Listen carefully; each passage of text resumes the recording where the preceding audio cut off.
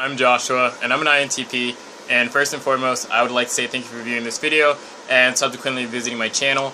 The topic of this video will be on ENTPs. This is my second go at it, and hopefully I have the bugs worked out. And so, the case is, the first thing I would like to say about the ENTP is, there's something necessary to understand about human nature in general, and that's the case that perception is based on a motivational landscape. You're motivated to see things in the world in a particular way because you can't have it such that a creature is oriented to have multiple vantage points in a perceptual scheme.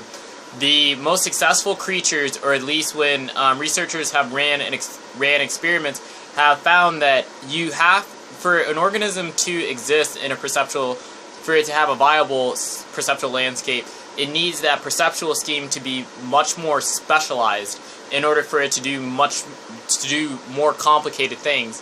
Meaning that it has to be, for the most part, fairly narrow and limited, or else you can't get it to do a multitude of functions in terms of the ways in which it can go about acting or making sense of the world. And human beings are no different. And it's the case that that's why there is bilateral division of the brain, and why the left hemisphere and the right hemisphere differ in their overall jobs and functionality and orientation of language and thought and behavior. It's the case that both hemispheres are concerned with every modality that, you know, a human being can do, but not each of them have the same sort of speech, language, and influence. Even modes and patterns, of behavior. And so it's with this that the dichotomy is between qualitative and instrumentative come about, because for the most part ENTPs are qualitative, and it's not necessarily qualitative in the sense that well, yes, meaning does precede objects. That's the best way I can say it for them, because the reason that is so is because you can look at knowledge as an human invention and construction, and so there's a real reason why that's the case, because we didn't always have tools. I mean, human beings, primates are fundamentally tool making, or at least they're tool yielding, or wielding. They wield tools, and chimpanzees and other hominids certainly wielded tools, and it's very much the case that Neanderthals were also tool making, and we as human beings either just came up with tools, or we imitated tool making from our encounters with Neanderthals or whatever. But it's the case that when we thinking is the means in which we grip things in the world, act on things in the world, and hunt things down in the world as well. So gripping, acting, grasping, wielding, instrumentizing something, decontextualizing a pattern and putting it in a fixed frame of reference so that it can be yielded as a, or God, I don't know why I keep saying yielded, but wielded as a tool is what thinking's about fundamentally. And so it's a very necessary human enterprise, because it's the ways in which we have advanced our I would say prominence in ecological hegemony as a species, to borrow a political term. Mankind stands as lord and master over the earth, whether or not we're comfortable with that idea or not. That's the reality from an I would say narrativistic standpoint. And it's the case that when you're looking at the enterprise of the construction of knowledge, part of the problem is it can become stale, or it can die, it can stagnate. And so you need it to be the case that there is a certain type of individual that's a part of tool making that's not bound to the same rudiments and rules that everybody else is. Because if it's the case that we are just purely imitative, and we are just purely absorbative of all things that are in the environment and never looked beyond those things, we would have died out a long time ago. And so you need a type of personality that's far more vigilant when it comes to this business of tool making and cares about tools as they fit into multiple contexts. In terms of appraising an object by way of its overall orientation when acted upon in different scenarios.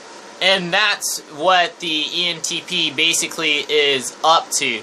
That's why they are the way that they are, because it's the case that, like, if all people were just making knowledge, well, it's not if all people were just making knowledge. It's the case that knowledge gets made and we do things with the knowledge. And if it was the case that we were just comfortable with the knowledge as it is and never changed it or looked to see what would happen if we did something different with it, we would have died off a long time ago. Because it's the case that everything can be better, because there is the problem of ignorance in the world, and human beings are fundamentally ignorant. We're fundamentally ignorant to most of the things in the world and most phenomenon in reality. And if it's not the case that we have someone who acts as an agent to really shift and change paradigms, we don't get to the new vistas of understanding, and we don't come up with the new technologies or the new tools that we need to come up with. Because knowledge is a tool that leads to the tool of technology. And so we need all of the chains of the system, if you will, acting in harmony. And that's what the ENTP is basically here to do. Make sure that that whole, I guess, chain of mental representations and models is sufficient. Is sufficient, meaning accurate and true, because having a bad model of the world leads to a lot of problems. And there's a reason we have models of the world, because a model is much easier to act on and maneuver than the world itself. Like a map is easier to handle than a terrain that's filled with all of the complexities that are actually a part of it. You really wouldn't know, you really wouldn't be able to, like, it's much easier to walk through a jungle with a map than it is to just try and walk through the terrain, mapping it out by just experience and sense impressions. It's very, very difficult. In fact, many people have died in history trying to do that very thing. So we came up with the idea of mental representations, because a representation is a re-representing of a pattern that's simpler than the pattern itself, but is far more useful in terms of its utilization for action and prediction and activity. And that's what we are in the business of doing as human beings. Now, the problem is if you have a bad one of those things and you try to take that thing out into reality, chances are you're going to die. Or chances are that your venture is not going to be successful. So we need somebody who's a bullshit tester, like very really. And that's also because human beings aren't exactly interested in being honest with themselves. It's not like your brain is necessarily concerned with always opening the picture, always reopening the closed system to the new observations of the right hemisphere. I mean, like, that's very much how the left hemisphere is. It's very much interested in coming up with its models and keeping its models consistent. Well, that's not acceptable. And you need somebody who's willing to blow those boxes open, or else we're done for. And that's why the ENTP is the way that they are. And that's why you have a function like extroverted intuition in the world, because part of the way you can overcome the problems of ignorance is by attention. Just paying attention to things. And, like, I'm not kidding. Like, that's really a thing. Because your mind is not... That's why creative people are rare in the first place. Because the mind is not necessarily interested in freeing up its means of attention to 101 things. And oftentimes when it overshoots in its proclivity to offer up attention, you get things like personality disorders, like ADHD and schizophrenia, and all sorts of other things. Because attention is a very, very costly commodity. So it's expensive. One, for the brain to act it out. It's not as if the working memory network constitutes much of the brain's functioning, because it's extremely exhausting. If you had to think about everything and you had to pay attention to everything, God, you would be very tired. But it's the case that if you free up some of the inhibition of the frontal regions and downregulate their myelination, you can make it such that an individual has a greater capacity of paying attention to the world in a way that other people don't. And it's why ENTPs are very observationally based, and why archetypally they're very much like Horus, or they're very much like Hermes. They're things that are willing to not only live on Olympus and not only traverse the earth, but also traverse the underworld, because they don't know what they're gonna find, and they're not necessarily interested in just keeping things the way that they are, because if they were fundamentally motivated to be that way, they'd be SJs and we would just all be done for. I mean, because, you know, as useful as SJs are, it is also the case that they can never fix a problem. Like, they just run problems into the ground. Or they have the tendency to have the ostrich syndrome, where they just put their head into the ground and act like there isn't a damn problem, and hope that it goes away. Or you save up. You basically can be two ways. You can either be very licensing and risk-taking, or you can be highly conservative in your orient and save things and deal with well-established things and narrow your focus and attention to a limited set of variables and parameters, such that you can make sense of a simplified world and you can act in it in the most effective and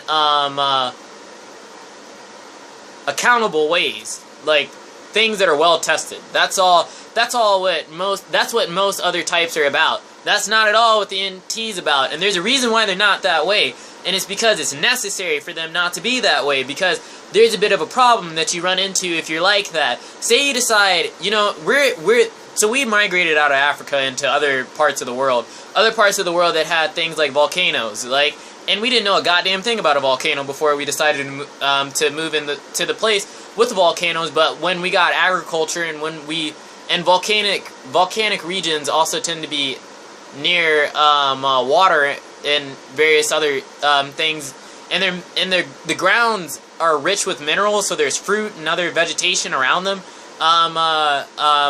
More so because of the ground deposit, and so it's the case that human beings want to be near volcanoes for a multitude of reasons, and they're warmer climates, and we like that. So we want to be around volcanoes. We didn't know a goddamn thing about volcanoes before we got near volcanoes, and so if you don't have somebody who's like willing to leave the village every now and then and just walk around and look at what's out in the world and then think about it, you will not ever, that's what happened to Pompeii. There's no damn ENTPs there. Because if there is an ENTP, they would have just walked up to that volcanic ridge and looked and saw, you know what, this thing is bubbling, like it's alive. Like, you know, even if it's something that's so rudimentary and personified, like I'm near a living mountain. A living mountain is an active mountain, and it's not like all the other mountains. And so if the mountain is living, this living thing, all other living things can be threatening, so this mountain potentially could be threatening. And the fact that it seems to be spewing this hot stuff up, and if I throw a little bird or something in the hot stuff, you know, sorry PETA, the hot stuff kills the bird. Birds are made of the same things we're made of. We need to get the hell out of here.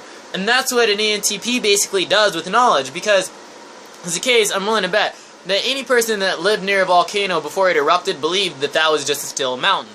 And before it started propagating smoke in the air, they were just like, whatever, the mountain's the mountain. It's just another mountain like any other bloody mountain I've seen. I mean, but it's not. But you think it is, because that's how human beings are. That's really how their brain works. We just come up with a model and representation of the world, and if that model and representation of the world has worked 1,001 times before, we just assume it's going to work the 1,002nd time, which that's not the case. Like, that's not the case, and that's why you have introverted thinkers in the first place. But that's not the case. That really is not the case, and an ENTP knows this. Like, They know this, and they, and so, well, an ENTP knows this, and so they do something about it, or they tell other people about it, because, you know, it's very interesting when you look at, you know, why did language evolve in people, and for the most part, we think language evolved in people so that they could better coordinate hunting parties, and so that they could share information and get things in the environment. I know where berries are, you know where berries are, I can tell you where berries are to get other berries, you can tell me where berries are, we can better coordinate our hunting strategies, we can better coordinate our social interactions, and we can find that, given the fact that we have mirror neurons and we're social things, we can influence and act on one another in such a way that we are more likely to get our way, and we're more likely to preserve ourselves as a species.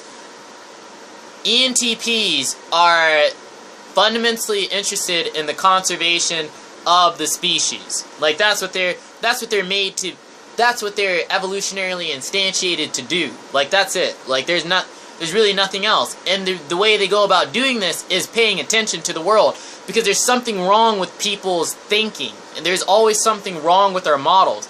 And the one thing that you can always be guaranteed about any time period, at any point in place in time in history, that there's something wrong with the facts.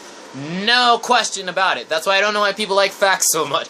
But there's something always wrong with them. There really is something wrong with them, because it's the problem of ignorance. And there's a real reason why there's something wrong with them, because human beings have a limited observational capacity to themselves in the first place, and they're basically pragmatists. And so, for a number, and they're conservative. So there's always going to be something wrong with the models. Like, there's always going to be something wrong with the models.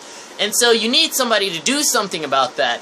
And dun-dun-dun-dun, you get ENTPs, because models are only as good as their validity, or in terms of their accuracy. That's about it. Like, it's not like you can just come up with a belief about the world and then use it in the world and that thing turns out to be correct. I mean, like, there's serious opportunity cost if you think that flying pigs bring you milk every day, and you don't go to the grocery store because you think that pigs are going to bring you milk. Like, I mean, that's take that expression for whatever it's worth, but it's the case that, you know, there's an issue with that, because, well, hell, the idea of possession and things like that, there's an issue with that, because, yeah, whatever, you know, I don't mean to bring people's religion into anything, but it's the case that it's easier to understand that there's a theory of germs.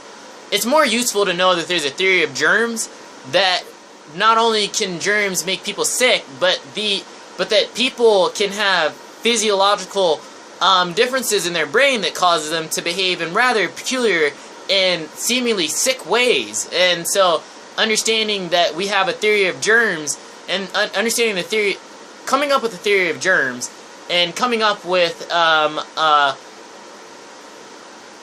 psychoanalysis is a way better of a way of coming about solutions to problems of the human condition than the things that preceded before them. And the reason that those things were ripped away, or was made such that those new things could be manifest and emergent in the landscape, is because there is an ENTP to talk bad about the idea in the first place, because that's basically what they do. That's basically what they do, because they have to. They really have to, because they have to pay attention. And to an ENTP, it's that simple. They watch the world, and they observe the world, and they can tell that there doesn't seem to be any one greater reason to believe this narrative than this other reason. Like, whenever I act on this object, because that's also why they're insistent on acting and playing with things. One, because most species learn from playing with things. So it's a very, very easy way for them to act on the world, and it's their first instinct. That's because they're dopaminergically based. Because extroversion is just an index for positive emotion, and one thing you got to know about an extrovert is they're interested in playing, and they're interested in playing, being competitive, and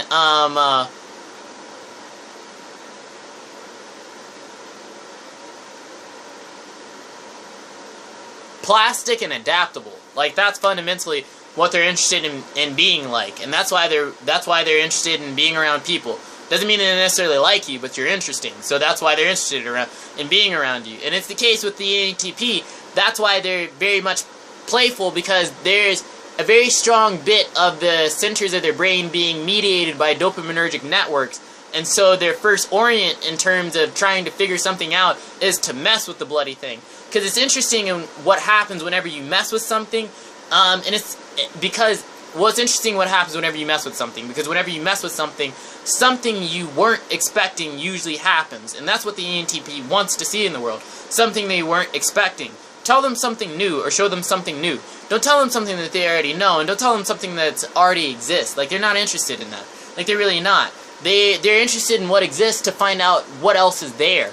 Because there's something that they can sniff out in the information, and that it's limited, or it doesn't explain this, or it doesn't account for this case, or it doesn't account for that, it doesn't do this, it doesn't do that. It would be nice if the car didn't stop working 10 miles down the road, or if I didn't have to crank this bloody shaft to get it to turn on. Like, how could we do something different? Like, cause this is bloody obnoxious. Like, that's, you know, and that's the way that they are. And it's the case that that is the very thing that makes it such that new ideas can emerge. Sometimes they come up with them, and a lot of times they come up with them because they're just paying attention, because they have no other choice but to pay attention. That's really how they're oriented in the world, because they're qualitative, so they have to be vigilant about reality, and they have to be vigilant about information, because the part of them that is instrumentative is fundamentally concerned with epistemology, and that's why I call them experimental epistemologists, because you can either make the technology, or you can make the mental representations that lead to the technology. And you can't have everybody doing everything, because like you don't get the best of each thing if you have everybody doing everything. You need people to specialize, because that's what it means to have functionality in an organism, specialization. So you get different personalities, and so the ENTP is a part of that class of personalities that's interested in making the models, or that will make the models and will investigate those models and tell you if they suck or not.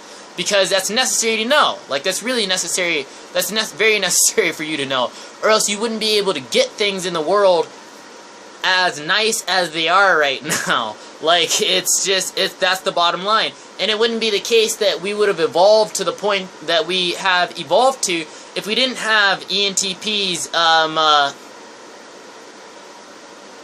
having a lack of fidelity to beliefs and ideologies. Like, they really are, they have the least fidelity to most things, because they're like fish, and well, they have about as much fidelity to things as fish have fidelity to one another. I mean, like, they don't care. And it's the reason they don't care is because they care too much about people. And that's where the motivation comes for. That's where the motivation comes to them for, because they know they like people. And they like to be liked by people, because they're extroverted feelers. And they're fundamentally made to be with others. And they're made for others. Like, whether they know that they are or they're not, or whether they don't know that, that's the truth. That's the God-honest truth. Well, not that I'm religious. But that's what most seems realistically sensical to me. And it's the case that, but that's why they're bloody interested in talking to you about 101 things. And there's also another, because they're motivated. First, that's why they're bloody interested in talking about 101 things, because they're motivated to be a part of a community, and they want to see the maintenance of a community, and they're fundamentally concerned with the maintenance of a community, even if they're anarchists. And the only reason they're anarchists is because they think that that would be the best community that you could have, like, and it would make everybody happy, even if it doesn't make everybody happy. They think it would, and that's the only reason why they believe that. It's because they're fundamentally motivated to do so, because of their Erasmian nature. They're fundamentally humanists, not all, and I know I say a lot of types are humanists, but not all types are humanists. ENTPs are definitely humanists, and it's the case that there's something too that always happens that they notice, because they're to the core observational, even of themselves or whatever. It's the case, like, ideas are funny. The brain's a very much an association-generating machine.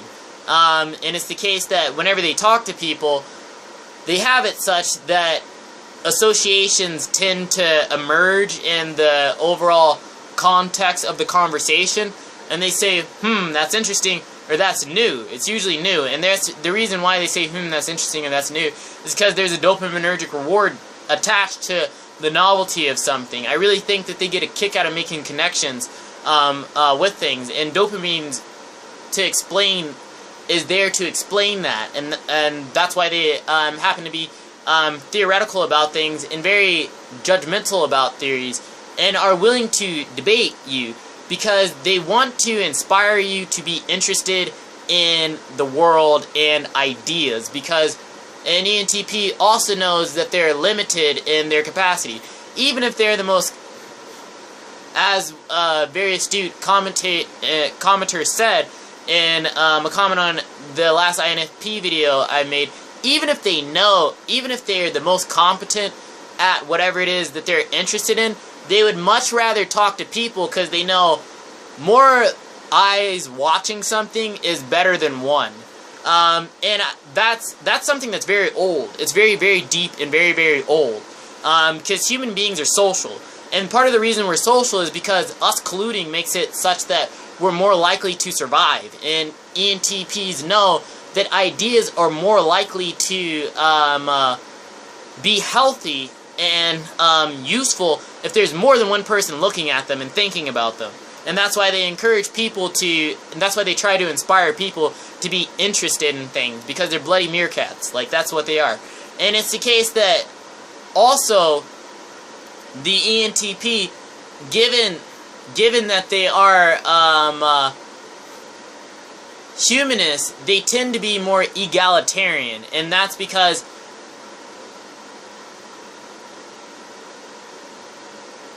how would you make a person, if you were to make a person that would not be susceptible to the I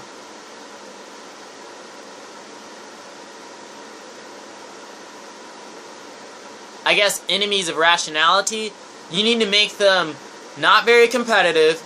You need to make them, because if somebody's overly competitive, there's a good likelihood that their competition is going to their taste for competition is going to override their taste for what's actually true. I mean, Newton's a freaking bloody good example of that. Newton came up with calculus, but he obliterated Hooke for because he was too competitive. I mean, well, not too competitive. Yeah, I mean, I don't know if you can say somebody's too competitive, but his competitive nature made it such that he didn't arrive at many new vistas of knowledge after a certain point, because that's not really what he was interested in. I mean, that really isn't what he was interested in. And you can't make them too interested in status, because if they're interested in status, Lord knows that they're not going to be very interested in finding new ideas that would undermine that status. That's not going to be the case.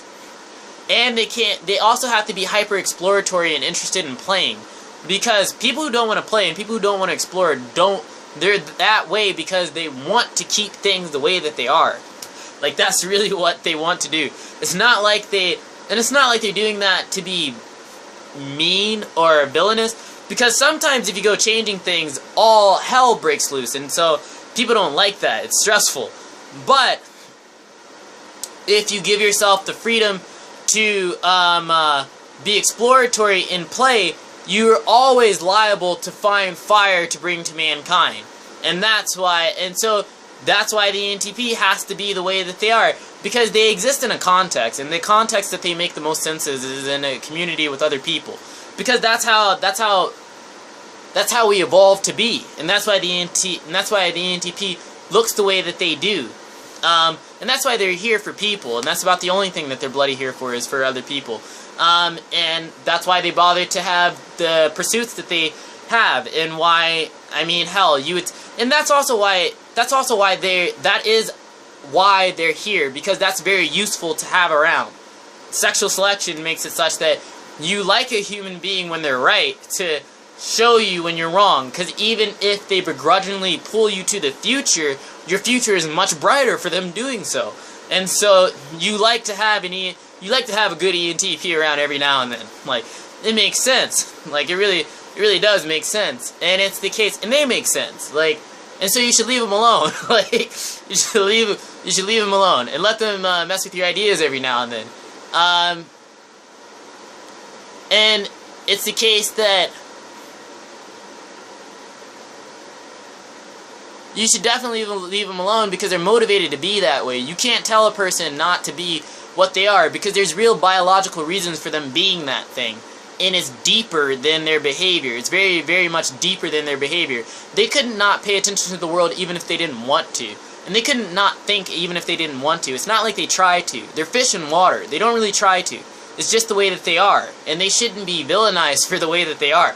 They really shouldn't, because they're useful. They're very, very, very useful. But that's hard for people. That's very hard for people, because people are social. And there's more than one motivational axiom that runs people. There's more than one that runs people. And ENTPs would like to be at the top of dominance hierarchies, like if it makes sense, because they're human. Like they're very much so a human. I mean, but the way that they would like to play that game out is very different from how other people would like to play that game out, and we ought to be grateful for it. Yeah. ENTPs are experimental epistemologists that are shepherds of mankind's institution of knowledge generation. They're homely things that walk the halls talking to each person because they think it's the right thing to do. Like, they really do. Because they don't know why they're impelled to walk up to you and talk to you, but to them it makes sense. It makes sense. Like, you should be with people. But, like, why wouldn't you be with people? That's how it works for them. Even if people are stupid, even if people are dumb, even if people are everything that gets on their nerves, like, they're compelled to be with you. Like, whether you want them there or not. And it's also why they'll amend their nature in a certain way to work with other people. And they're more agreeable than you would think. Like, they're far more agreeable than, like, say, an INTP. Or even an INFP. They're more agreeable than them. And there's a reason for that. There very much so is a reason for that. Because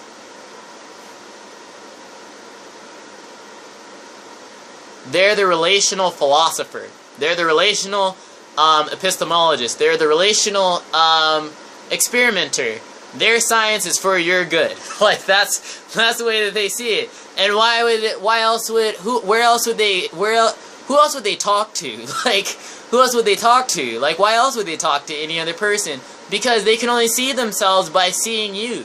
And I mean, and that's a real thing about being human. Like, you know, that's another thing that you have to be very mindful of. You don't really know yourself, and you can't really be self-aware to the degree in which you think you can know yourself and be self-aware. Also, it's the case that you don't really know the world in the way that you think you do, or to the degree in which you think you can, the degree in which you think you can, because you're very contextually based, and you're very much so something that's liable to lie to yourself. Very much so. The ENTP knows this, even if it's just intuitive, and even if it's not like because it's not like any person has I put narratives to these things, but it's not like the neurophrenology works itself out in this way, and so you can construct a narrative to it, but it's not like it's personal or that they try to be this way. It's not like it's not like nature's self-organizing. That's the best way I can say it. And you need a player in the game that can always tip the game back to an equilibrated state when chaos abounds. And that's part of what ENTPs are here in the world to do. And they're most certainly here to do it in the landscape of tribes and communities. And that's all that they're doing. And so, hopefully that's fair. Hopefully that's fair to the ENTPs. And that's all on ENTPs. Hopefully you found that insightful and interesting. Thank you for watching.